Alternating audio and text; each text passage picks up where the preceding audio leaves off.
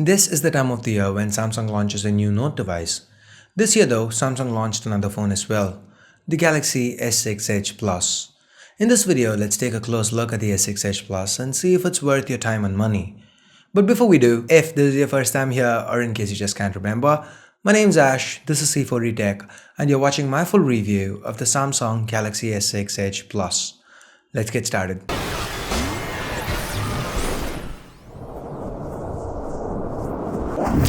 Let's start with the built-in design. The S6 Edge Plus is built similar to the S6 Edge before it. It actually looks like a blown-up S6 Edge. The Edge Plus sports a larger 5.7-inch display, so it's taller, wider, but ever so slightly slimmer than the S6 Edge.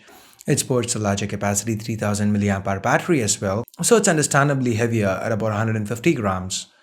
Talking about the battery, there's still support for fast charging and wireless charging built in. Anyway, with regards to hardware placements, there are a few changes. The position of the microphones changed and the AR blaster has been removed. The angle of the metal to the sides is a little steeper this time around to help with ergonomics, but barring these, the Edge Plus still feels like an S6 Edge, just bigger. The 2.5D Gorilla Glass 4 to the back and 3D Gorilla Glass to the front mean the phone can be a little slippery at times. I'd recommend using some case or the other with this phone unless you are very careful. The Edge Plus is powered by the Exynos 7420 chip and has 4 GB of RAM. That's exactly the same configuration as on the Note 5. The performance is also similar. Just like the Note 5, the Edge Plus benchmarks better than all other devices on the market. It also managed to run every intensive game we threw at it with ease, no lag, no frames dropped, and more importantly, without overheating. The internal speaker has decent output levels, cellular reception, and audio via the 3.5mm headphone jack were top-notch. The Edge Plus, like the S6 Edge and the Note 5, sports a Gorilla Glass 4 covered Super Amoled display with a Quad HD resolution. Spread over 5.7 inches, the pixel density is 518 pixels per inch. Being an AMOLED display, the colors are vivid, blacks are deep, viewing angles are great, and the display is plenty bright, so it's easy to use outdoors. Depending on what you want, you get an option to switch between different levels of saturation, or you can let the Edge Plus decide what's best by going with adaptive display. With that, let's move on to the battery. The S6 Edge Plus is powered by a 3000 mAh non-user replaceable battery, and the battery life was good. I used the pre-production unit of the Edge Plus for about a week and this retail unit for about 4 days as my daily driver, and in those 11 days I've usually gotten about 4 hours of screen on time with my typical usage. On a looping video playback test, the Edge Plus lasted over 12 hours before running out of juice. Like with the Note 5, I found the standby RAM to be extremely minimal as well.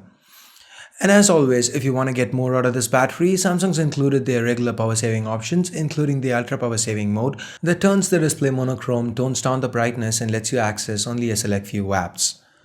Moving on to the camera, the Edge Plus again features the same 16 megapixel rear and 5 megapixel front cameras as the Note 5, meaning the results were similarly great.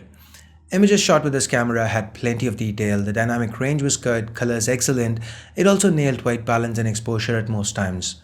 Under low or artificial lighting, it continued to perform well. The camera was quick to focus and the shutter speed was fast. With the software, Samsung's included a bunch of the regular modes with the option to download more if you want. The new features found on the Note 5 are also present here. The Pro mode lets you control shutter speed, you have an option to capture raw images, and you can also broadcast live to YouTube from the camera app itself.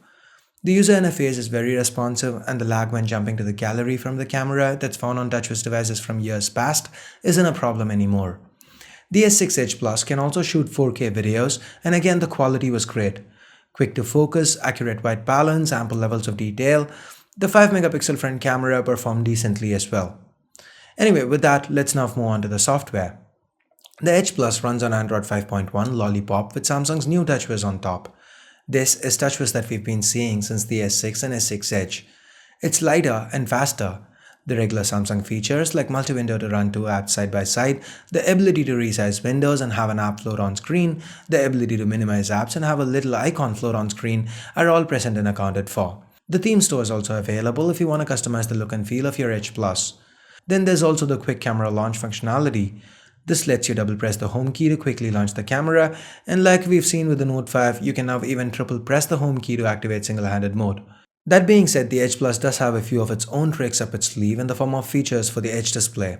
All the functionality that Samsung introduced with the S6 Edge, like People Edge and the Edge lighting, are still present, and there's a new Apps Edge option as well. This now lets you access your favorite apps in addition to contacts by swiping from the sides. You also get an option to set where you drag the Edge slider from. Neat. While the user interface was responsive for the most part with apps opening up quick without lag, the memory management issue from the S6, S6 Edge and the Note 5 is also present here.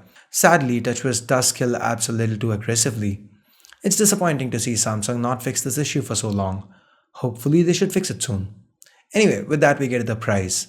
Samsung positioned the S6 Edge Plus at about $100 over the Note 5 initially, but the prices have already dropped and the Edge Plus is now priced very close to the Note 5 in most markets. So should you get it? More importantly, should you get this over the Note 5? Frankly, I love how the phone looks, and just like the S6 Edge before it, I feel this is one of the best looking phones that Samsung's ever built. But me personally, I'd prefer the Note 5 over the S6 Edge Plus because I value the S Pen and the functionality that it brings with it more than that curved display. When it comes right down to it, that's what it is. The Edge Plus is basically a Note 5 without the S Pen, but with the curved display instead. So I'd rather save a few bucks and pick up the Note 5. But that's just me though. What do you think? Do you agree? Would you choose the Edge Plus over the Note 5? If yes, why? Let me know your thoughts in the comments below. So with that, we get to the end of this review. Hope you found it useful. If you did, please do give this video a thumbs up. If not, vote it down. If you have any constructive criticism, let me know in the comments below. And for more videos like this, don't forget to hit that subscribe button as well. So if you do want to help the channel out, do consider changing your Flipkart or Amazon bookmarks to ones with our affiliate code. The links can be found in the description below under where to buy. So that's it for now. Thanks a lot for watching. Till next time, this is Ash here from C4E Tech signing off. You guys have a great day. Bye bye now.